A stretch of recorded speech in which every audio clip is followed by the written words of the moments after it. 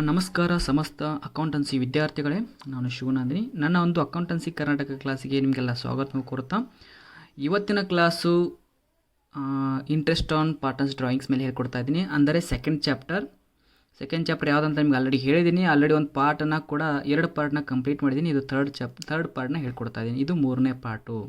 So ಹಾಗಾದರೆ ಯಾವ ಪಾರ್ಟಪ್ಪ ಅಂದರೆ ಅದು accounting for partnership basic concept ಮೇಲೆ ಇದು ಥರ್ಡ್ ವಿಡಿಯೋ, ಅಂದರೆ 3ನೇ ವಿಡಿಯೋನ ನಾನಿವಾಗ ನಿಮಗೆ ತಿಳಿಸ್ಕೊಡ್ತಾ ಇದ್ದೀನಿ. ಆಲ್ರೆಡಿ ನಾನು 2 ವಿಡಿಯೋದಲ್ಲಿ ಬೇಸಿಕ್ನ ಹೇಳ್ಕೊಟ್ಟಿದ್ದೆ. ಫಸ್ಟು ವಿಡಿಯೋದಲ್ಲಿ ಬೇಸಿಕ್ ಹೇಳ್ಕೊಟ್ಟಿದ್ದೆ ಯಾವ ಥರ ಇರುತ್ತೆ ಈ ಚಾಪ್ಟ್ರಲ್ಲಿ, ಮತ್ತು ಯಾವುದು ಎಷ್ಟು ಮಾರ್ಕ್ಸ್ಗೆ ಬರುತ್ತೆ, ಯಾವುದು ಇಂಪಾರ್ಟೆಂಟ್ ಅಂತ ಹೇಳಿದ್ದೆ.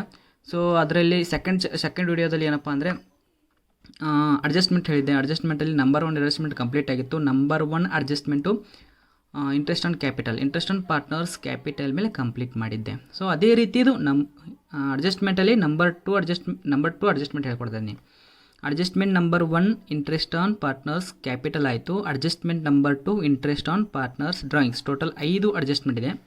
ಅದರಲ್ಲಿ ಇಂಟ್ರೆಸ್ಟ್ ಆನ್ ಪಾರ್ಟ್ನರ್ಸ್ ಡ್ರಾಯಿಂಗ್ಸ್ ಇವಾಗ ಹೇಳ್ಕೊಡ್ತಾ ಇದ್ದೀನಿ. ನಿಮಗೆ ಗೊತ್ತಿರಲಿ, ನಾನು ಎಕ್ಸಾಮಲ್ಲಿ ಹೇಳಿದ್ದೆ, ನಾನು ಬೇಸಿಕ್ ಪಾರ್ಟಲ್ಲಿ ಸ್ಟಾರ್ಟಿಂಗ್ ಹೇಳ್ಬೇಕಾದ್ರೆ ಹೇಳಿದೆ, it is a very very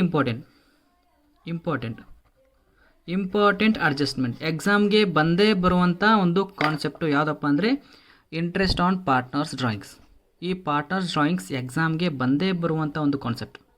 so ಅದಕ್ಕಾಗಿ ಚೆನ್ನಾಗಿ ತಿಳ್ಕೊಳ್ಳಿ, ಚೆನ್ನಾಗಿ ಅರ್ಥ ಮಾಡ್ಕೊಳ್ಳಿ. ಈ ಒಂದು ಕಾನ್ಸೆಪ್ಟನ್ನ ನೀವು ಅರ್ಥ ಮಾಡ್ಕೊಂಡ್ರೆ ಈ ಚಾಪ್ಟ್ರಲ್ಲಿ 6 ಮಾರ್ಕ್ಸ್ಗೆ ಈ ಪ್ರಾಬ್ಲಮ್ ಬರುತ್ತೆ. ಯಾವ ಪ್ರಾಬ್ಲಮ್ ಅಂದರೆ interest on partners drawings. So ಹಾಗಾದರೆ ಇಂಟ್ರೆಸ್ಟ್ ಆನ್ ಪಾರ್ಟ್ನರ್ಸ್ ಡ್ರಾಯಿಂಗ್ಸ್ ಅಂದರೆ ಏನು, ಡ್ರಾಯಿಂಗ್ಸ್ ಅಂತ ನಾವೆಲ್ಲಿ ಯೂಸ್ ಮಾಡ್ತೀವಿ, ಪಾರ್ಟ್ನರ್ಸ್ಗಳು ಯಾವ ರೀತಿ ಡ್ರಾಯಿಂಗ್ಸ್ನ ಯೂಸ್ ಮಾಡ್ಕೊಳ್ತಾರೆ ಅದನ್ನು ಕೂಡ ಹೇಳ್ತೀನಿ. ಸೊ ಆಲ್ರೆಡಿ ಹೇಳಿದ್ದೀನಿ ನಾನು, ಆಬ್ಸೆನ್ಸ್ ಆಫ್ ಪಾರ್ಟ್ನರ್ಶಿಪ್ ಡೀಡಲ್ಲಿ 5 ಬರುತ್ತೆ ಅಂತ ಅದನ್ನು ಕೂಡ ತಿಳಿಸಿದ್ದೀನಿ. ಅದು ಕೂಡ ಪ್ರಾಕ್ಟಿಕಲ್ ಓರಿಯೆಂಟೆಡ್ ಕ್ವಶನ್ ಇತ್ತು, ಅದನ್ನು ಕೂಡ ತಿಳಿಸಿದ್ದೀನಿ. ಸೊ ನೆಕ್ಸ್ಟ್ ಬನ್ನಿ ವಿದ್ಯಾರ್ಥಿಗಳು, ಹಾಗಾದರೆ ಇಂಟ್ರೆಸ್ಟ್ ಆನ್ ಪಾರ್ಟ್ನರ್ಸ್ ಡ್ರಾಯಿಂಗ್ಸ್ನ ತಿಳ್ಕೊಂಬಿಡೋಣ. ಸೊ ಒಂದು ಸ್ವಲ್ಪ ಇನ್ಫಾರ್ಮೇಷನ್ ಇದೆ. Interest on partners drawings is generally calculated on the basis of interest rate given in the partnership deed. ನಾವು ಒಂದು ಬಿಸ್ನೆಸ್ನ ಮಾಡಬೇಕಾದ್ರೆ ಫಸ್ಟ್ ನೋಡಿ ಪಾರ್ಟ್ನರ್ಶಿಪ್ ಡೀಡ್ ಅಂತ ಮಾಡ್ತೀವಿ. ಸೊ ಪಾರ್ಟ್ನರ್ಶಿಪ್ ಡೀಡಲ್ಲಿ ನಾವು ಮೊದಲೇ ಏನು ಮಾಡಿರ್ತೀವಪ್ಪ, ಇಂಟ್ರೆಸ್ಟ್ ಆನ್ ಡ್ರಾಯಿಂಗ್ಸ್ನ ಮೆನ್ಷನ್ ಮಾಡಿರ್ತೀವಿ. ಅದು 8% ಇರ್ಬೋದು, 10% ಇರ್ಬೋದು, 6% ಇರ್ಬೋದು. 6% ಬರಲ್ಲ, ಇರಲಿಕ್ಕಿಲ್ಲ. ಆಲ್ಮೋಸ್ಟ್ 8, 9, 10 ಇರುತ್ತೆ.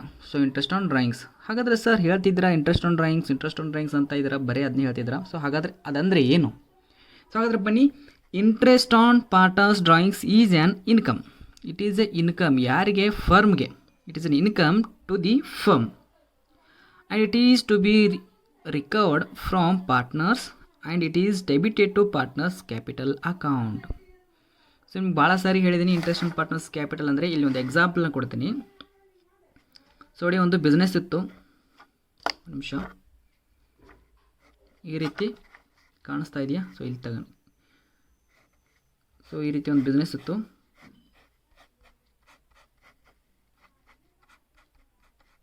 ಸೊ ಬಿಸ್ನೆಸ್ಸಲ್ಲಿ 3 ಜನ ಪಾರ್ಟ್ನರ್ಸ್ ಇದ್ದರು, 1, 2 ಮತ್ತು 3. ಸೊ ಇವನು ಎ, ಇವನು ಬಿ, ಆಮೇಲೆ ಇವನು ಸಿ. ಸೊ ಒಂದು ಬಿಸ್ನೆಸ್ ನಡೆಸ್ತಿದ್ರು.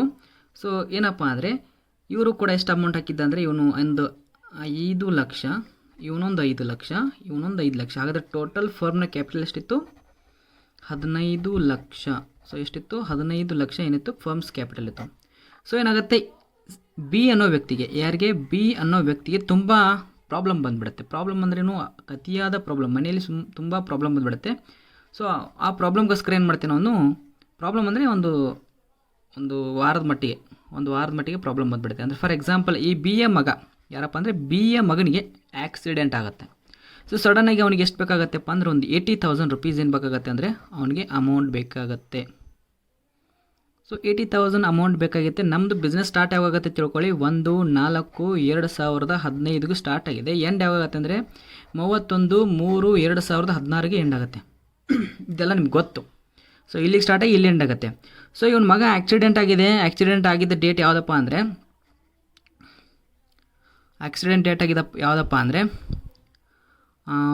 1/9/2015 ಒಂದು ಆಕ್ಸಿಡೆಂಟ್ ಆಗಿದೆ. ಸೊ ಅವಾಗ ಅಮೌಂಟ್ ಎಷ್ಟು ತಗೊಂಡ ಇವನು 80,000 ಅಮೌಂಟ್ನ ಬಿಸ್ನೆಸ್ಸಿಂದ ವಿತ್ಡ್ರಾ ಮಾಡ್ಕೊಂಡ. ವಿತ್ಡ್ರಾ ಮೀನ್ಸ್ ತೆಗೆದುಕೊಳ್ಳುವುದು. ಎಲ್ಲಿಂದ? ಬಿಸ್ನೆಸ್ಸಿಂದ 15 ಲಕ್ಷದಿಂದ 80,000 ವಿತ್ಡ್ರಾ ಮಾಡ್ಕೊಂಡ. ವಿತ್ಡ್ರಾ ಮಾಡ್ಕೊಂಡ ಆಮೇಲೆ ಯಾವ ಡೇಟಿಗೆ ವಿತ್ಡ್ರಾ ಮಾಡ್ಕೊಂಡಿದ್ದಾನೆ? 1/9/2015 ವಿತ್ಡ್ರಾ ಮಾಡಿಕೊಂಡು ಈ ವಾಪಸ್ ಅಮೌಂಟ್ ಯಾವಾಗ ಕೊಡ್ತಾನಪ್ಪ ಅಂದರೆ ಒಂದು 5-6 ತಿಂಗಳಾದ್ಮೇಲೆ ಕೊಡ್ತಾನೆ. ಸೊ ನಿಮ್ಗೆ ಗೊತ್ತಿರಲಿ ಎಲ್ಲಿ ಕೊಡ್ತಾನೆ? ಲಾಸ್ಟ್ ಇಯರ್ ಎಂಡಿಗೆ. ಯಾವಾಗ? 31/3/2015 ವಾಪಸ್ ಕೊಡ್ತಾನೆ. ಇವಾಗ ತಕ್ಕೊಂಡು ಇಲ್ಲಿ ತನಕ ಕೊಡ್ತಾನೆ ಅಂದರೆ ಪ್ರತಿ ತಿಂಗಳು ಎಷ್ಟು ತಿಂಗಳಾಗತ್ತೆ ನೀವೇ ಚೆಕ್ ಮಾಡಿ. ಇಲ್ಲಿಂದ ಇಲ್ಲಿ ತನಕ ಎಷ್ಟು ಮಂತ್ ಆಗುತ್ತೆ ಚೆಕ್ ಮಾಡಿ ನೋಡಿ. 9 ಇದೆ, 1 9 ಇದೆ, 9 10 11 12 1 2 3. ಸೊ 1 2 3 4 5 6 7 ಮಂತ್ ಅವನೇನು ಮಾಡಬೇಕಪ್ಪ ಅಂದರೆ ಇಂಟ್ರೆಸ್ಟ್ನ ಕಟ್ಟಬೇಕು. ಯಾವುದ್ರ ಮೇಲೆ? ಅವನು ತಕ್ಕೊಂಡಿರುವಂಥ ಅಮೌಂಟ್ ಮೇಲೆ ಇಂಟ್ರೆಸ್ಟ್ನ ಕಟ್ಟಬೇಕು. ಬಟ್ ನಿಮಗೆ ಆಲ್ರೆಡಿ ಹೇಳಿದ್ದೆ ಪಾರ್ಟ್ನರ್ಶಿಪ್ ಡೀಡ್ ಅದೇ interest is not to be allowed ಅಂತ ಬರೆದಿದ್ದೆ. ಏನು ಬರೆದಿದ್ದೆ?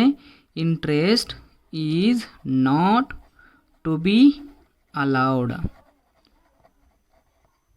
ಅಬ್ಸೆನ್ಸ್ ಆಫ್ ಪಾರ್ಟ್ನರ್ಶಿಪ್ ಡೀಡಲ್ಲಿ interest is not to be allowed ಅಂತ ಬರೆದಿದ್ರಿ. ಮತ್ತು ಈಗ ಯಾಕೆ ಇಂಟ್ರೆಸ್ಟ್ನ ಇವ್ರ ಕಡೆಯಿಂದ ತೊಗೊಳ್ತಿದ್ದೀರಿ ಅಂತ ನೀವು ಕ್ವಶನ್ ಮಾಡ್ಬೋದು. ಕೆಲವೊಂದು ವಿದ್ಯಾರ್ಥಿಗಳು ಮಾಡ್ತಾರೆ. ನಾನು ಹೇಳಿದ್ದೀನಿ the partnership deed is not compulsory. ಅವ್ರು ಹೇಳ್ತಾರೆ, ಗೌರ್ಮೆಂಟ್ ಅವರು ರೂಲ್ಸ್ ಹೇಳಿರ್ತಾರೆ, ಆ ರೂಲ್ಸ್ನ ಯಾರೂ ಫಾಲೋ ಮಾಡಲ್ಲ. ಸೊ ಇವ್ರು ಏನು ಮಾಡ್ತಾರಪ್ಪ ಅಂದರೆ ಅಲ್ಲಿ ಈ ಒಂದು ಪಾರ್ಟ್ನರ್ಸ್ಗಳು ಏನು ಮಾಡ್ತಾರಪ್ಪ ಅಂದರೆ ನೀವು ಇಂಟ್ರೆಸ್ಟ್ ಕಟ್ಟಲೇಬೇಕು. ಅಮೌಂಟ್ ತೊಗೊಂಡ್ರೆ ಬಿಸ್ನೆಸ್ಸಿಂದ ಅಮೌಂಟ್ನ ತೊಗೊಂಡ್ರೆ ವಿತ್ಡ್ರಾ ಮಾಡ್ಕೊಂಡ್ರೆ ಅದ್ರ ಮೇಲೆ ಇಂಟ್ರೆಸ್ಟ್ನ ಕಟ್ಟಬೇಕು ಅಂತ ಏನು ಹೇಳ್ತಾರಪ್ಪ ಅಂದರೆ ಇವ್ರು ಹೇಳ್ತಾರೆ. ಸೊ ಇವನು ಬಿಸ್ನೆಸ್ಸಲ್ಲಿ ಎಷ್ಟು ತಿಂಗಳು? 1 2 3 4 5 6 7 ಮಂತ್ ಇಂಟ್ರೆಸ್ಟ್ನ ಕಟ್ತಾನೆ. ಯಾರಿಗೆ ಕಟ್ತಾನೆ? ಬಿಸ್ನೆಸ್ಗೆ ಕಟ್ತಾನೆ. ಸೊ ಬಿಸ್ನೆಸ್ ಇವಂದೇ ಇರುತ್ತೆ, ಬಟ್ ಬಿಸ್ನೆಸ್ಗೆ ಕಟ್ಟಬೇಕು. ಸೊ ಹಾಗಾಗಿ ಬಿಸ್ನೆಸ್ಗೆ ಇದೊಂದು ಟೈಪ್ ಆಫ್ ಇನ್ಕಮ್. ನೆನಪಲ್ಲಿ interest on drawings it is one type of income. ಅರ್ಥ ಆಯ್ತಾ? ಒಬ್ಬ ವ್ಯಕ್ತಿ ಬಿಸ್ನೆಸ್ನಿಂದ ಅಮೌಂಟ್ ತಗೊಂಡ. ಯಾವಾಗ ತಗೊಂಡಿದ್ದಾನೆ? 1/9/2015 ತಗೊಂಡಿದ್ದಾನೆ. ಸೊ ಯಾವಾಗ ಎಂಡ್ ಆಗುತ್ತೆ? 31/3/2016 ಎಂಡ್ ಆಗುತ್ತೆ. ಇಲ್ಲಿಂದ ಇಲ್ಲಿ ತನಕ ಅವನು ಎಷ್ಟು 7 ಮಂತು ಇಂಟ್ರೆಸ್ಟ್ನ ಕಟ್ಟಿದ. ಈ ಒಂದು ಪ್ರೊಸೀಜರ್ನ ನಾವು ನೆಕ್ಸ್ಟ್ ನೋಡ್ತೀವಿ ಅಷ್ಟೇ. ಸೊ ಹಾಗಾದರೆ ಬನ್ನಿ ವಿದ್ಯಾರ್ಥಿಗಳೇ ಏನಂತ ಕೊಟ್ಟಿದ್ದಾರೆ ಚೆಕ್ ಮಾಡೋಣ. Interest on partners drawings is an income. ಹೇಳಿದ್ನಲ್ಲ ಇನ್ಕಮ್ ಅಂತ. ಟು ದಿ ಫರ್ಮ್ಗೆ income and is to be recovered from the partner ಯಾರು ತಗೊಂಡಿರ್ತಾರಲ್ಲ ಅಮೌಂಟ್ನ ಅವ್ರ ಕಡೆಯಿಂದ ರಿಕವರ್ಡ್ ಮಾಡ್ಕೋತಾರೆ. And it is debited to partners capital ಅಕೌಂಟಿಂದ ಡೆಬಿಟ್ ಮಾಡ್ತಾರೆ. ಇದು ಗೊತ್ತಿರಲಿ. ಓಕೆ, ಇಂಟ್ರೆಸ್ಟ್ ಆನ್ ಡ್ರಾಯಿಂಗ್ಸ್ನ 3 ರೀತಿಯಾಗಿ ನಾವು ಕ್ಯಾಲ್ಕುಲೇಷನ್ ಮಾಡ್ತೀವಿ. Direct method or specific period method. Direct method ಅಂದರೂ ಒಂದೇ, ಸ್ಪೆಸಿಫಿಕ್ ಪೀರಿಯಡ್ ಮೆಥಡ್ ಅಂದರೂ ಒಂದೇ. Okay, product method, average period method. Sir ಹೇಳಿದಿರಿ, ಕರೆಕ್ಟ್ ಇದೆ, ನೀವು ಹೇಳಿದೆಲ್ಲ ಕರೆಕ್ಟ್ ಇದೆ. ಡ್ರಾಯಿಂಗ್ಸ್ ಮೆಥಡ್ಸ್ನ ಹೇಳ್ತಿದ್ದೀರಾ. ಎಕ್ಸಾಮಲ್ಲಿ 3 ಕೇಳ್ತಾರಾ ಅಥವಾ ಒಂದೇ ಕೇಳ್ತಾರ ಅಂತ ನೀವು ಕ್ವಶನ್ ಕೇಳ್ತೀರಿ. ಇವಾಗ ಎಕ್ಸಾಮಲ್ಲಿ ಈ 3ರಲ್ಲಿ ಒಂದು ಕೇಳ್ತಾರೆ. ಎಲ್ಲ ಈಸಿನೇ. ಇದನ್ನು ಬಿಡಿಸಿದ್ರು ಸೇಮ್ ಆನ್ಸರ್ ಬರುತ್ತೆ, ಇದನ್ನು ಬಿಡಿಸಿದ್ರು ಸೇಮ್ ಆನ್ಸರ್ ಬರುತ್ತೆ, ಇದನ್ನು ಬಿಡಿಸಿದ್ರು ಸೇಮ್ ಆನ್ಸರ್ ಬರುತ್ತೆ. ಬಟ್ ಎಕ್ಸಾಮಲ್ಲಿ ಹೈಯೆಸ್ಟ್ ಜಾಸ್ತಿ ಇಂಪಾರ್ಟೆಂಟ್ ಒತ್ತು ಕೊಡ್ತಾರೆ ಯಾವುದಂದ್ರೆ ಇದಕ್ಕೆ. ಇಂಪಾರ್ಟೆಂಟ್, ಬಹಳ ಇಂಪಾರ್ಟೆಂಟ್, ಪ್ರತಿ ವರ್ಷ ಎಕ್ಸಾಮಲ್ಲಿ ಕೇಳ್ತಾರೆ. Important product method. ಇದನ್ನು ಬಿಟ್ಟರೆ ಮಿಸ್ ಆದರೆ ಇದನ್ನು ಕೇಳ್ತಾರೆ. ಇದು ಕೂಡ ಇಂಪಾರ್ಟೆಂಟ್. ಬಟ್ ಇದು ಯಾವತ್ತು ಸ್ವಲ್ಪ ಕಡಿಮೆ ಪ್ರಮಾಣದಲ್ಲಿ ಕೇಳಿದರೆ, ಬಹಳ ಕೇಳೋದೇ ಇಲ್ಲ, ರಿಯರು. ಸೊ ಇಂಪಾರ್ಟೆಂಟ್ ಇದಕ್ಕೆ, ಆಮೇಲೆ ಇದಕ್ಕೆ. ಇದಂತೂ ತುಂಬ ಈಸಿ ಇದೆ. ಸೊ ಇದು ಕೂಡ ಈಸಿ ಇದೆ, ಇದು ಕೂಡ ಈಸಿ ಇದೆ. ಸೊ 3 ನಾನು ನಿಮಗೆ ಬಿಡಿಸಿ ಹೇಳ್ತೀನಿ. ಅರ್ಥ ಆಯ್ತಾ? ಸೊ ಹಾಗಾದರೆ ಪ್ರಾಡಕ್ಟ್ ಮೆಥಡ್ ಅಂದರೆ ಏನು, ಡೈರೆಕ್ಟ್ ಮೆಥಡ್ ಅಂದರೆ ಏನು, ಆವ್ರೇಜ್ ಪೀರಿಯಡ್ ಮೆಥಡ್ ಅಂದ್ರೂ ಒಂದೊಂದೇ ತಿಳ್ಕೊಳ್ಳೋಣ. ನಿಮಗೆ ಗೊತ್ತಿರಲಿ ವಿದ್ಯಾರ್ಥಿಗಳೇ, it is a very very very important. ಬೇಕಾದರೆ ಕ್ವಶನ್ ಪೇಪರ್ ಓಪನ್ ಮಾಡಿ ಇಂಟ್ರೆಸ್ಟ್ ಆನ್ ಡ್ರಾಯಿಂಗ್ಸ್ನ ಕ್ಯಾಲ್ಕುಲೇಷನ್ ಮಾಡಿ. ಯಾವುದ್ರ ಮೇಲೆ ಕ್ಯಾಲ್ಕುಲೇಷನ್ ಮಾಡಿ ಅಂತಾರೆ? ಪ್ರಾಡಕ್ಟ್ ಮೆಥಡ್ ಮೇಲೆ ಮಾಡಿ ಅಂತ ಹೇಳ್ತಾರೆ. ಸೊ ಅದಕ್ಕೆ ನಿಮಗೆ ಗೊತ್ತಿರಲಿ. ಅರ್ಥ ಆಯ್ತಾ? ಸೊ ಹಾಗಾದರೆ ಬನ್ನಿ ವಿದ್ಯಾರ್ಥಿಗಳೇ, ಸೊ ಅದನ್ನೇ ನೋಡೋಣ. ಪ್ರಾಡಕ್ಟ್ ಮೆಥಡ್, ಫಸ್ಟ್ ಯಾವುದಿದೆ? Direct method. Number 1 direct method. ಹಾಗಾದರೆ ಏನು direct method?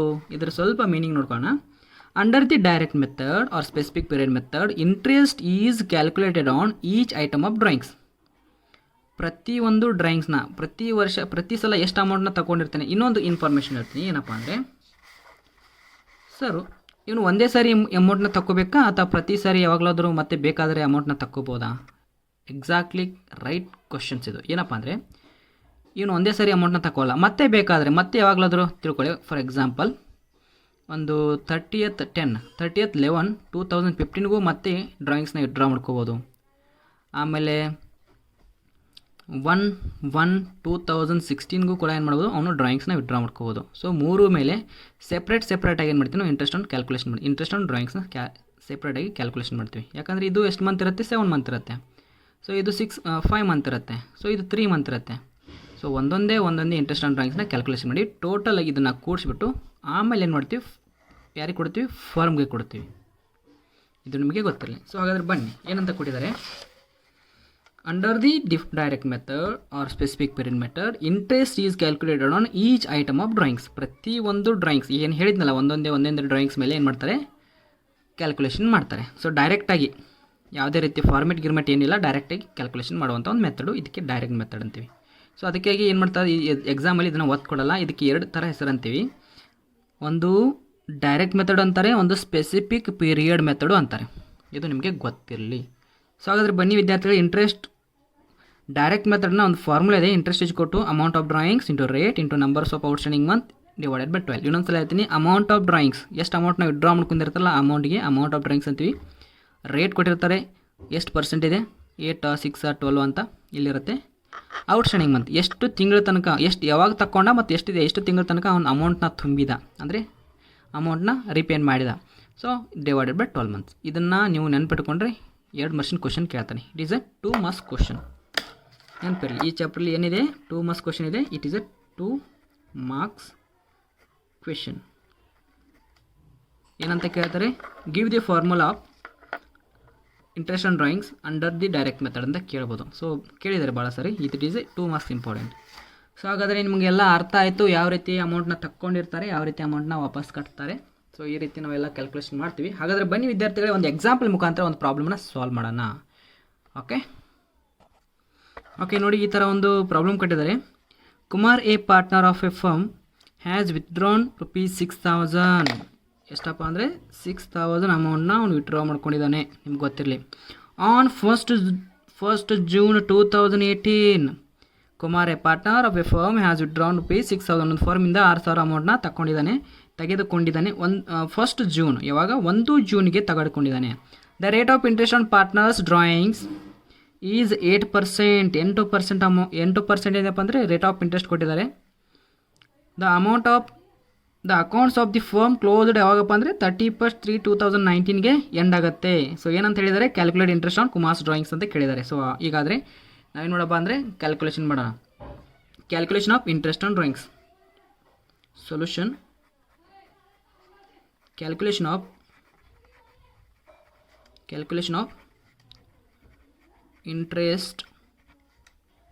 interest on Kumar's drawings. So ಈ ರೀತಿ ಏನಪ್ಪ ಅಂದರೆ ಒಂದು ಹೆಡ್ಡಿಂಗ್ ಹಾಕ್ಕೊಳ್ಳಿ. ಹೆಡ್ಡಿಂಗ್ ಹಾಕ್ಕೊಂಡ್ಬಿಟ್ಟು ಕ್ಯಾಲ್ಕುಲೇಷನ್ ಮಾಡೋಣ. ಸೊ ಫಸ್ಟು ಫಾರ್ಮುಲಾ ಏನಿದೆ, interest is equal to amount of drawings into rate into number of outstanding months divided by 12 months. ಈ ರೀತಿ ಏನಪ್ಪ ಅಂದರೆ ನಮ್ಮದು ಒಂದು ಫಾರ್ಮುಲಾ ಇದೆ, ಆಲ್ರೆಡಿ ಹೇಳಿಕೊಟ್ಟಿದ್ದೀನಿ ಮೇಲ್ಗಡೆ. ಸೊ ಅದೇ ರೀತಿ ಫಾರ್ಮುಲಾ ಹಾಕ್ಕೊಳ್ಳಿ. ಸೊ ಫಾರ್ಮುಲಾಗೆ ಇಲ್ಲಿ ಇಜ್ಕೊಟ್ಟು ಅಮೌಂಟ್ ಆಫ್ ಡ್ರಾಯಿಂಗ್ಸ್ ಎಷ್ಟಿದೆ, ಅಮೌಂಟ್ ಆಫ್ ಡ್ರಾಯಿಂಗ್ಸ್ ನೋಡಿ 6,000 ಇದೆ. 6,000ನ ಬರ್ಕೊಂಬಿಡಿ, ಇಂಟು ಬರ್ಕೊಂಬಿಡಿ. ರೇಟ್ ಕೊಟ್ಟಿದ್ದಾರೆ, ಎಷ್ಟು ಪರ್ಸೆಂಟ್ ಇದೆಯಪ್ಪ ಅಂದರೆ ಇಲ್ಲಿ ನೋಡಿ 8% ಇದೆ rate. So 8 divided by percentage mean 100 into number of outstanding month. ಇದನ್ನು ನಿಮಗೆ ಕಂಡುಹಿಡಿಯೋಕ್ಕೆ ಬಂದರೆ ಆರಾಮಾಗಿ ನೀವು ಬಿಡಿಸ್ಬೋದು. ಸೊ ಅವ್ನು ಯಾವಾಗ ಅಮೌಂಟ್ನ ವಿಡ್ರಾ ಮಾಡ್ಕೊಂಡಿದ್ದಾನೆ, 1 ಜೂನ್. ಯಾವಾಗ ಫಸ್ಟ್ ಅಂತ ಕೊಡ್ತಾರಲ್ಲ ಆವಾಗ ಜೂನ್ನ ಹಿಡ್ಕೋಬೇಕು, ಅಂದರೆ ಜೂನ್ ಹಿಡ್ಕೊಂಡೆ ನಾವು ಎನ್ಸ್ಕೋಬೇಕು. ಯಾವಾಗ ಇದು 31 ಅಥವಾ 30 ಅಂತ ಕೊಟ್ರಲ್ಲ, ಇದು ಜೂನ್ ಬಿಟ್ಟು ನೆಕ್ಸ್ಟ್ ಯಾವ್ದು ಬರುತ್ತಲ್ಲ ಅಂತ ಹೋಗ್ಬೇಕು. ಈಗ ಫಸ್ಟ್ ಇದೆ, ಜೂನ್ನ ಹಿಡ್ಕೊಂಡು ನಾವು ಎಣಿಕೆ ಮಾಡೋಣ. ಒಂದು ವೇಳೆ ಇಲ್ಲಿ 31 ಕೊಟ್ಟರೆ ಜೂನ್ ಬಿಟ್ಬಿಡ್ಬೇಕು. ಯಾಕಂದರೆ 31 ಅಂದರೆ ಈ ಒಂದು ಮಂತ್ ಕಂಪ್ಲೀಟ್ ಆಗಿರುತ್ತೆ. ಸೊ ಇದನ್ನ ಬಿಟ್ಟು ನೆಕ್ಸ್ಟ್ ಮಂತಿಂದ ನಾವು ಕ್ಯಾಲ್ಕುಲೇಷನ್ ಮಾಡಬೇಕು. ಅಂದರೆ ನೆಕ್ಸ್ಟ್ ಮಂತ್ ಯಾವುದು? ಜುಲೈ. ಸೊ ಇವಾಗ ಜೂನ್ ಕೊಟ್ಟಿದ್ದಾರೆ, ಫಸ್ಟ್ ಕೊಟ್ಟಿದ್ದಾರೆ, ಹಾಗಾದರೆ ಜೂನಿಂದ ಕ್ಯಾಲ್ಕುಲೇಷನ್ ಮಾಡಬೇಕು. ಜೂನಿಂದ ಕ್ಯಾಲ್ಕುಲೇಷನ್ ಮಾಡಿ. ಜೂನ್ ಎಷ್ಟನೇ ಮಂತು? 6 ಮಂತು. 6, 7, 8, 9, 10, 11, 12, 1, 2, 3. ಸೊ ಟೋಟಲ್ ಎಷ್ಟು ಮಂತ್ ಆಗುತ್ತೆ? 10 ಮಂತ್ ಆಗುತ್ತೆ. So 10 month divided by 12 months. So ಈ ರೀತಿ ಇರುತ್ತೆ. ಸೊ ಆನ್ಸರ್ ಚೆಕ್ ಮಾಡಿ. ಹಾಗಾದರೆ ಕ್ಯಾಲ್ಸಿಟ್ ತೊಗೊಂಡು ಈ ಆನ್ಸರ್ನ ಕ್ಯಾಲ್ಕುಲೇಷನ್ ಮಾಡಿ. ಸೊ ಆನ್ಸರ್ ಬರುತ್ತೆಪ್ಪ ಅಂದರೆ ಕೊನೆಗೆ ಎಷ್ಟು ಬರುತ್ತೆ ಅಂದರೆ 400 ಬರುತ್ತೆ. ಸೊ ಇವಾಗ ನೀವು ಏನು ಬರೀಬೇಕಂದ್ರೆ interest on Kumar drawings, interest on Kumar's drawings ಅಂತ ಒಂದು ನೀವು ಆನ್ಸರ್ನ ಬಿಡಿಸ್ಬೇಕಾಗತ್ತೆ. Kumar drawings will be rupees 400. ಇಷ್ಟು ಬರೆದ್ರೆ ನಿಮಗೆ 6 ಮಾರ್ಕ್ಸ್ ಕೊಡ್ತಾರೆ. ಬಟ್ ಇಷ್ಟು ಈಸಿ ಕೊಡಲ್ಲ, ಒಂದೇ ಅಮೌಂಟ್ನ ಕೊಡಲ್ಲ. ಅಲ್ಲಿ ಟೋಟಲ್ 3 ಅಮೌಂಟ್ನ ಕೊಡ್ತಾರೆ, ಬಿಟ್ಟರೆ 4 ಅಮೌಂಟ್ನ ಕೊಡ್ತಾರೆ. ಸೊ ಅದನ್ನು ನೀವು ಕ್ಯಾಲ್ಕುಲೇಷನ್ ಮಾಡಬೇಕು. ಯಾವುದಪ್ಪ ಅಂದರೆ ಸ್ಪೆಸಿಫಿಕ್ ಪೀರಿಯಡ್ ಮೆಥಡ್, ಅಂದರೆ ಡೈರೆಕ್ಟ್ ಮೆಥಡಲ್ಲಿ. ಸೊ ಇನ್ನೊಂದು ಆ ರೀತಿ ಪ್ರಾಬ್ಲಮ್ನ ನೋಡೋಣ. ಇದು ಈಗ ಈಸಿಯಾಗಿ ನಿಮ್ಗೆ ಅಂಡರ್ಸ್ಟ್ಯಾಂಡ್ ಆಯಿತು. ಈ ರೀತಿ ಅಮೌಂಟ್ನ ತೊಗೋಬೇಕು, ರೇಟ್ ತೊಗೋಬೇಕು, ನಂಬರ್ ಆಫ್ ಔಟ್ಸ್ಟ್ಯಾಂಡಿಂಗ್ ಮಂತ್ನ ತೊಗೋಬೇಕು ಅಂತ ನಿಮ್ಗೆ ಗೊತ್ತಾಯಿತು. ಸೊ ಇದೇ ರೀತಿ ಒಂದು ಅಮೌಂಟ್ನ ಕೊಟ್ಟಾಗ ಈ ರೀತಿ ಬಿಡಿಸ್ತೀರಿ. ಹಾಗಾದರೆ 3 ಅಮೌಂಟ್ಸ್ ಅಥವಾ 4 ಅಮೌಂಟ್ನ ಕೊಟ್ಟಾಗ ಯಾವ ರೀತಿ ಬಿಡಿಸ್ಬೇಕಂತ ನಾನು ನೆಕ್ಸ್ಟ್ ಪ್ರಾಬ್ಲಮ್ ಹೇಳ್ಕೊಡ್ತಾ ಇದ್ದೀನಿ. ಹಾಗಾದರೆ ಬನ್ನಿ ನೆಕ್ಸ್ಟ್ ಪ್ರಾಬ್ಲಮ್ಗೆ ಹೋಗೋಣ. ಸೊ ಈ ರೀತಿ ಒಂದು ಪ್ರಾಬ್ಲಮ್ನ ಕೊಟ್ಟಿದ್ದಾರೆ. ಈ ಪ್ರಾಬ್ಲಮ್ನ ನಾವು ಬಿಡಿಸ್ಬಿಡೋಣ. ಸೊ ಹಾಗಾದರೆ ಬನ್ನಿ ವಿದ್ಯಾರ್ಥಿಗಳು ಈ ಪ್ರಾಬ್ಲಮ್ನ ಸಾಲ್ವ್ ಮಾಡೋಣ. Shekhar, A partner of A firm, has withdrawn the following amounts during the year ended 31st March 2019. So Shekhar ಅನ್ನೋ ವ್ಯಕ್ತಿ ಏನಪ್ಪ ಅಂದರೆ ಒಂದು ಫರ್ಮ್ನಲ್ಲಿ ವಿತ್ಡ್ರಾ ಮಾಡ್ಕೊಂಡು ಎಷ್ಟು ಅಮೌಂಟ್ನ ವಿತ್ಡ್ರಾ ಮಾಡ್ಕೊಂಡ್ರೆ ಕೆಳಗಡೆ ಕೊಟ್ಟಿದ್ದೀವಿ ಅದನ್ನು ನೋಡಿ ಅಂತ ಹೇಳಿದರೆ. ಯಾವಾಗ? 31st March 2019ಗೆ ಎಂಡ್ ಆಗುತ್ತೆ ಅಂತ ಹೇಳಿದ್ದಾರೆ. ಸರಿ, 20ಗೆ ಎಂಡ್ ಆಗುತ್ತೆ ಅಂತ ಹೇಳಿದ್ದಾರೆ. Okay. On 1st July 2019, 5,000. On 1st November 2019, rupees 3,000. On 1st January 2020, rupees 2,000. Calculate interest on drawings at 6% per annum. Accounting year ended 31st March 2020. ಈ ರೀತಿ ಕೊಟ್ಟಿದ್ದಾರೆ. ಸೊ ಈ ರೀತಿ ಕೊಟ್ಟು ಅಂಡರ್ ಅಂತ ಕೊಡ್ತಾರೆ. ಅಂಡರ್ ಅಂತ ಕೊಟ್ಬಿಟ್ಟು under specific method, under specific period method ಅಂತ ಕೊಡ್ತಾರೆ. ಸೊ ಈ ರೀತಿ ಕೊಟ್ಟರೆ ಸೊ ನೀವು ಸ್ಪೆಸಿಫಿಕ್ ಪೀರಿಯಡಲ್ಲಿ ಬಿಡಿಸ್ಬೇಕು. ಒಂದು ವೇಳೆ ಅಂಡರ್ ಪ್ರಾಡಕ್ಟ್ ಮೆಥಡ್ ಅಂತ ಕೊಟ್ಟರೆ ನೀವು ಪ್ರಾಡಕ್ಟ್ ಮೆಥಡಲ್ಲಿ ಬಿಡಿಸ್ಬೇಕಾಗತ್ತೆ. ಸೊ ನಾವೀಗ ಸ್ಪೆಸಿಫಿಕ್ ಪೀರಿಯಡ್ ಮೆಥಡ್ ಎಲ್ಲ ಬಿಡಿಸೋಣ. ಸೊ ನಿಮ್ಗೆ ಗೊತ್ತಿದೆ, ಫಾರ್ಮುಲಾ ಗೊತ್ತಿದೆ ಯಾವ ರೀತಿ ಬಿಡಿಸ್ತೀವಿ ಅಂತಂದ. So calculation of interest on drawings. So first solution ಅಂತ ಬರೀರಿ. Calculation of interest on drawings. ಯಾರಿದ್ದಾರೆ ಮೇಲ್ಗಡೆ ನೋಡಿ? Shekhar. Calculation of interest on drawings. Calculation of interest on Kumar drawings ಆಗಬೇಕಾಯ್ತು. ಇಲ್ಲಿ ಬರ್ಕೊಂಬಿಡಿ, ಕುಮಾರ್ ಡ್ರಾಯಿಂಗ್ಸ್. ಸೊ ಹಾಗಾದರೆ ಫಾರ್ಮುಲಾ ಕೊಟ್ಟಿದ್ದಾರೆ, ಫಾರ್ಮುಲಾ ಬರೆದ್ಬಿಡಿ. ಫಾರ್ಮುಲಾ ಏನಂತ ಬರುತ್ತೆ ಗೊತ್ತಿದೆ ನಿಮಗೆ. ಫಾರ್ಮುಲಾ ಬರೆದ್ಬಿಡಿ. ಇಂಟ್ರೆಸ್ಟ್ ಇಸ್ ಕೋಟು ಏನಂತ ಬರ್ತೀರಾ? Amount of drawings into rate into number of outstanding months divided by 12 months. ಇದು ನಮ್ಮದು. ಸೊ ಫಸ್ಟ್ ಕೇಸ್ ಎಷ್ಟಿದೆ? ಈಜುಕೋಟು ಯಾವ ಡೇಟಿಗಿದೆ ಅದನ್ನು ಡೇಟ್ನ ಬರ್ಕೊಂಬಿಡೋದು. ಯಾವ ಡೇಟಿಗಿದೆ? ಫಸ್ಟ್ ಅಮೌಂಟ್ ಎಷ್ಟಿದೆ ನೋಡಿ. ಫಸ್ಟ್ ಅಮೌಂಟ್ ಎಷ್ಟಿದೆ ಮೇಲ್ಗಡೆ? 5,000 ಇದೆ. ಸೊ 5,000 ಇಂಟು ರೇಟ್ ಬರೀಬೇಕು. ರೇಟ್ ಎಷ್ಟು ಕೊಟ್ಟಿದ್ದಾರೆ ಚೆಕ್ ಮಾಡಿ. ರೇಟ್ ಎಷ್ಟಿದೆ? 6% ಇದೆ. So 6/100. Okay. Number of outstanding month. So number of outstanding month ಅಂದರೆ ಆನ್ 1st July. ಫಸ್ಟ್ ಅಂತ ಕೊಟ್ಟಿದ್ದಾರೆ, ನಾನು ಹೇಳಿದ್ದೀನಿ. ಫಸ್ಟ್ ಅಂತ ಕೊಟ್ಟರೆ ಜುಲೈಯಿಂದ ನಾವು ಕೌಂಟ್ ಮಾಡಬೇಕು. ಫಸ್ಟ್ ಅಂತ ಕೊಟ್ಟರೆ ಜುಲೈಯಿಂದ ಕೌಂಟ್ ಮಾಡಬೇಕು. ಹಾಗಾದರೆ ಜುಲೈ ಎಷ್ಟು? 7, 8, 9, 10, 11, 12, 1, 2, 3. ಸೊ ಎಷ್ಟು ಮಂತ್ ಆಯಿತು? 9/12. ಸೊ ಆನ್ಸರ್ ಎಷ್ಟು ಬರುತ್ತೆ ಅದನ್ನು ಚೆಕ್ ಮಾಡೋಣ. ಸೊ ನೀವು ಕ್ಯಾಲ್ಕುಲೇಷನ್ ಮಾಡಿ ಎಷ್ಟು ಬರುತ್ತೆ ಚೆಕ್ ಮಾಡಿ. ಸೊ ನಂಬರ್ 2 ಅಲ್ಲಿ ಏನು ಕೊಟ್ಟಿದ್ದಾರೆ? ನಂಬರ್ 2 ನೋಡಿ, ನಂಬರ್ 2 3000 ಇದೆ. 3000ನ ಬರೆದ್ಬಿಡಿ.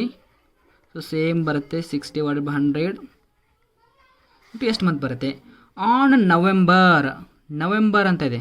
ನವೆಂಬರ್ ಅಂದರೆ 11ಇಂದ ಸ್ಟಾರ್ಟ್ ಆಗುತ್ತೆ. ಫಸ್ಟ್ ಇದ್ದರೆ ಇದನ್ನು ಇಟ್ಕೋಬೇಕು. ಸೊ ನವಂಬರ್ ಅಂದರೆ ಎಷ್ಟು? 11. ಸೊ 11ಇಂದ ಸ್ಟಾರ್ಟ್ ಮಾಡಿ. 11, 12, 1, 2, 3. ಸೊ 5 ಮಂತ್ ಆಗುತ್ತೆ. 5/12 ಆಗುತ್ತೆ. ಸೊ ಇದನ್ನು ಕ್ಯಾಲ್ಕುಲೇಷನ್ ಮಾಡಿ. ಇನ್ನು ನೆಕ್ಸ್ಟ್ ಬಂದುಬಿಟ್ಟು ಎಷ್ಟಿದೆ ಅಮೌಂಟು? ಇಲ್ಲಿ 2000 ಇದೆ. ಈ 2000 ಇಲ್ಲಿ ಬರ್ಕೊಂಬಿಡಿ. ಸೇಮ್ 2000 ಇಂಟು 6/100 ಇಂಟು ಎಷ್ಟು ಮಂತ್ ಆಗುತ್ತೆ? ಆನ್ 1 ಜನವರಿ ಅಂತದೆ. ಜನವರಿ 1ರಿಂದ ಸ್ಟಾರ್ಟ್ ಆಗಿದೆ. ಜನವರಿ, ಫೆಬ್ರವರಿ, ಮಾರ್ಚ್ 3 ತಿಂಗಳು. ಯಾಕಂದರೆ ಮಾರ್ಚ್ ಯಾಕೆ ತೊಗೋಬೇಕಂದ್ರೆ ಇಲ್ಲಿ ಮಾರ್ಚ್ ಅಷ್ಟೇ ಕೊಟ್ಟಿದ್ದಾರೆ. ಸೊ 31 ಮಾರ್ಚ್ ಅಂದರೆ ಇಲ್ಲಿ 3/12 ಆಗುತ್ತೆ. ಸೊ ಇದು ಮೂರನ್ನ ಕ್ಯಾಲ್ಕುಲೇಷನ್ ಮಾಡಿದಾಗ ಎಷ್ಟು ಆನ್ಸರ್ ಬರುತ್ತೆ ನೀವು ಚೆಕ್ ಮಾಡಿ. ಸೊ ಎಲ್ಲರೂ ಕ್ಯಾಲ್ಕುಲೇಷನ್ ಮಾಡಿದ್ದೀರಿ ಅಂದ್ಕೊಂಡಿದ್ದೀನಿ. ಫಸ್ಟ್ಗೆ ನೋಡಿ, ನಿಮಗೆ ಕ್ಯಾಲ್ಕುಲೇಷನ್ ಬಂದರೆ ಫಸ್ಟ್ ಎಷ್ಟು ಬರುತ್ತೆಪ್ಪ ಅಂದರೆ 225 ಬರುತ್ತೆ. 225. ಆಮೇಲೆ ಸೆಕೆಂಡ್ ಬಂದುಬಿಟ್ಟು 75 ಬರುತ್ತೆ. ಸೊ ಥರ್ಡ್ ಬಂದುಬಿಟ್ಟು 30 ಬರುತ್ತೆ. ಸೊ ಟೋಟಲ್ ಎಲ್ಲನೂ ಮಾಡಿದಾಗ ಎಷ್ಟು ಬರುತ್ತೆ ಆನ್ಸರ್ನ? ಎಷ್ಟು ಬರುತ್ತೆ ಅಂದರೆ 330 ಬರುತ್ತೆ. 330. It is A interest on Kumar's drawings. Interest on Kumar's drawings will B ₹330. So ಈ ರೀತಿ ಆನ್ಸರ್ ಬಂದುಬಿಡುತ್ತೆ. ಸೊ ಇನ್ನೊಂದು ಕ್ವಶನ್ನ ಬಿಡಿಸಿದ್ರೆ ನಿಮ್ಗೆ ಅರ್ಥ ಆಗುತ್ತೆ. ಒಂದು ಕ್ವಶನ್ನ ಬಿಡಿಸ್ತೀನಿ, ಆ ಕ್ವಶನ್ನ ಬಿಡಿಸಿದ್ರೆ ನಿಮ್ಗೆ ಅರ್ಥ ಆಗುತ್ತೆ. ಸೊ ಇದು ಯಾವಾಗಪ್ಪ ಅಂದರೆ ಇದು ಸ್ಟಾರ್ಟಿಂಗ್ಗೆ ಯಾವಾಗಂದರೆ ಫಸ್ಟ್ ಅಂತ ಕೊಟ್ಟಿದ್ದಾರೆ, ಲಾಸ್ಟ್ ಅಂತ ಕೊಟ್ಟಿದ್ದಾಗ 30 ಅಂತ ಕೊಟ್ಟಾಗ ಯಾವ ರೀತಿ ಬರ್ತೈತೆ ಅಂತಲೂ ಚೆಕ್ ಮಾಡೋಣ ಹಾಗಾದರೆ. ಓಕೆ, ಸೊ ಹಾಗಾದರೆ ಬನ್ನಿ ನೆಕ್ಸ್ಟು ಕ್ವಶನ್ಗೆ ಹೋಗಿಬಿಡೋಣ. ಸೊ ಇದೇ ರೀತಿ ಇರುತ್ತೆ, ಸಿಂಪಲ್ ಕ್ಯಾಲ್ಕುಲೇಷನ್ ಇರುತ್ತೆ. ಸೊ ಇದಕ್ಕೆ 6 ಮಾರ್ಕ್ಸ್. ಇಷ್ಟು ಬಿಡಿಸಿದ್ರೆ 6 ಮಾರ್ಕ್ಸ್ ಎಕ್ಸಾಮಲ್ಲಿ. ಸೊ ಈ ರೀತಿ ಪ್ರಾಬ್ಲಮ್ ಕೊಡ್ತಾರೆ, ಈ ರೀತಿ ನೀವು ಆನ್ಸರ್ನ ಬಿಡಿಸಿದ್ರೆ 6 ಮಾರ್ಕ್ಸ್. ಇಷ್ಟಕ್ಕೆ 6 ಮಾರ್ಕ್ಸ್ ಇರುತ್ತೆ. ಬಟ್ ನಿಮಗೆ ಮಂತ್ನ ಕ್ಯಾಲ್ಕುಲೇಷನ್ ಮಾಡೋಕ್ಕೆ ಬಂದರೆ ಸಾಕು. ಹಾಗಾದರೆ ಬನ್ನಿ ವಿದ್ಯಾರ್ಥಿಗಳು ನೆಕ್ಸ್ಟ್ ಹೋಗೋಣ. ನೆಕ್ಸ್ಟ್ ಒಂದು ಪ್ರಾಬ್ಲಮ್ನ ನಾನು ಬರಿತಾ ಇದ್ದೀನಿ, ಅದನ್ನು ನೀವು ಬರ್ಕೊಂಬಿಡಿ. ನಿಮಗೆ ನಾನು ಬಿಡಿಸೋದು ಸ್ಪೀಡ್ ಅನಿಸಿದರೆ ನೀವು ವಿಡಿಯೋನ ಪಾಸ್ ಮಾಡ್ಕೊಂಡು ಬರ್ಕೋಬೋದು. ಓಕೆ, ಸೊ ಈ ರೀತಿ ಒಂದು ಪ್ರಾಬ್ಲಮ್ ಕೊಟ್ಟಿದ್ದಾರೆ. Sachin a partner has withdrawn. ಇದನ್ನ ಬರ್ಕೊಂಬಿಡಿ, ವಿಡಿಯೋನ ಪಾಸ್ ಮಾಡಿಬಿಟ್ಟು ಬರ್ಕೊಂಬಿಡಿ. Sachin a partner has withdrawn the following amount: 31st July 2013 ₹4,500, 30th September 2013 ₹3,600, 31st December 2013 ₹2,400, and accounts of the firm are closed on 31st March 2014. Interest on drawings is charged at 10% per annum. Calculate interest on Sachin drawings under the direct method ಅಂತ ಕೇಳಿದ್ದಾರೆ. So ಈ ಪ್ರಾಬ್ಲಮ್ನ solve ಮಾಡೋಣ. So ಹಾಗಾದರೆ ಬನ್ನಿ ವಿದ್ಯಾರ್ಥಿಗಳು ಈ ಪ್ರಾಬ್ಲಮ್ನ solve ಮಾಡೋಣ. Already ನಿಮ್ಗೆ ಗೊತ್ತು ಯಾವ ರೀತಿ ಬಿಡಿಸ್ಬೇಕಂತ. ಸೊ ಅದೇ ರೀತಿ ನಾವು ಬಿಡಿಸೋಣ. ಸೊ ಕ್ಯಾಲ್ಕುಲೇಷನ್ ಆಫ್ ಸೊಲ್ಯೂಷನ್ ಮಾಡಿ. Calculation of interest on Sachin drawings ಅಂತ ಹೆಡ್ಡಿಂಗ್ ಹಾಕ್ಬಿಟ್ಟು ಇದನ್ನು ಈ ರೀತಿ ಅಂಡರ್ಲೈನ್ ಮಾಡ್ಕೊಂಬಿಡಿ. ಸೊ ಅಂಡರ್ಲೈನ್ ಆಯಿತು ಅಂದರೆ ಸೊ ಫಾರ್ಮುಲಾ ಬರೋರಿ. Interest is go to amount of drawings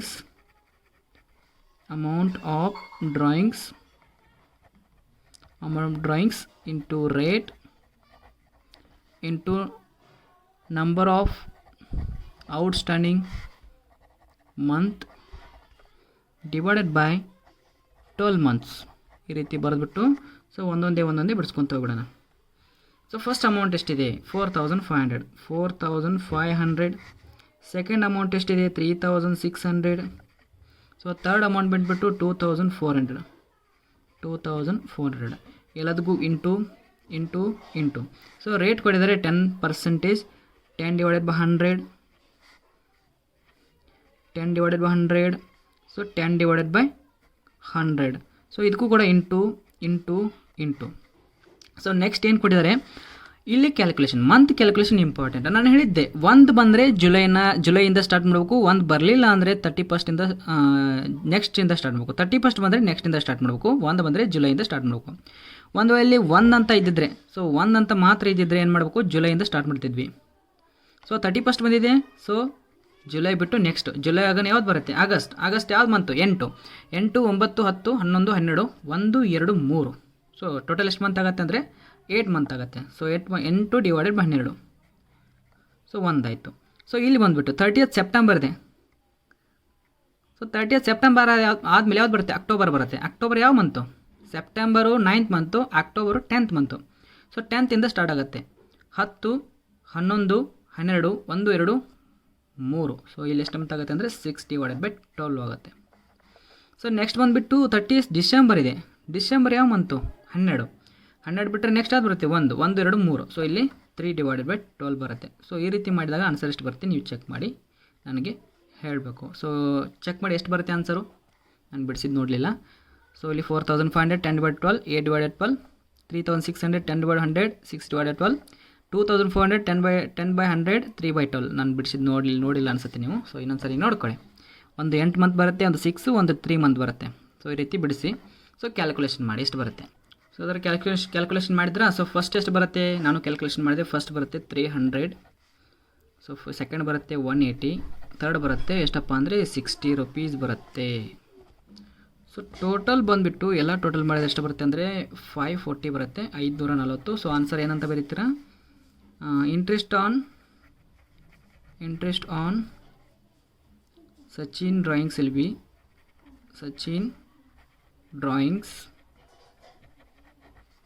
will be rupees 540. ಇಷ್ಟು ಬರೆದ್ರೆ ನಿಮಗೆ 6 ಮಾರ್ಕ್ಸ್ ಕೊಡ್ತಾರೆ.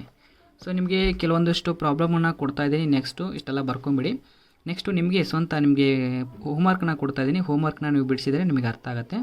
ಸೊ ಇವತ್ತು ಇಷ್ಟು ಪ್ರಾಬ್ಲಮ್ನ ನಾನು ಏನು ಮಾಡ್ತಿದ್ದೀನಪ್ಪ ಅಂದರೆ ಇಲ್ಲಿಗೆ ನಿಮಗೆ ಪ್ರಾಬ್ಲಮ್ನ ಈ ಒಂದು ಡೈರೆಕ್ಟ್ ಮೆಥಡ್ನ ಕ್ಲೋಸ್ ಮಾಡ್ತಾಯಿದ್ದೀನಿ. ನೆಕ್ಸ್ಟು ವೆರಿ ಇಂಪಾರ್ಟೆಂಟ್ ಯಾವುದಪ್ಪ ಅಂದರೆ ಅಂಡರ್ ಪ್ರಾಡಕ್ಟ್ ಮೆಥಡ್. ಪ್ರತಿ ಎಕ್ಸಾಮಲ್ಲಿ ಪ್ರಾಡಕ್ಟ್ ಮೆಥಡ್ ಮೇಲೆ ಕೇಳ್ತಾರೆ, ಸ್ಪೆಸಿಫಿಕ್ ಪೀರಿಯಡ್ ಮೆಥಡಲ್ಲೇ ಕೇಳಲ್ಲ. ಸೊ ಜಾಸ್ತಿ ಕೇಳೋದು ಅಂಡರ್ ಪ್ರಾಡಕ್ಟ್ ಮೆಥಡ್ ಮೇಲೆ ಜಾಸ್ತಿ ಕೇಳೋದು. ಸೊ ಪ್ರಾಡಕ್ಟ್ ಮೆಥಡ್ ಪ್ರಾಬ್ಲಮ್ನ ನಾಳೆ ಮತ್ತು ನೆಕ್ಸ್ಟ್ ವಿಡಿಯೋದಲ್ಲಿ ನಾನು ಸೆಂಡ್ ಮಾಡ್ತೀನಿ. ನೆಕ್ಸ್ಟ್ ವಿಡಿಯೋ ನಾನು ಅಪ್ಲೋಡ್ ಮಾಡ್ತೀನಿ.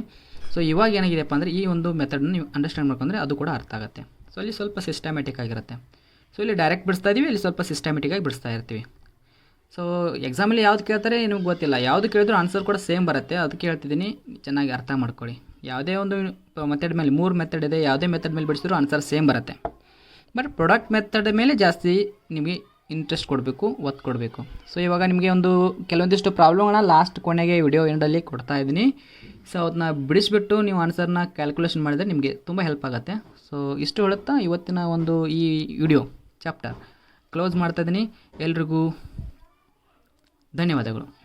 ಶುಭ ದಿನ.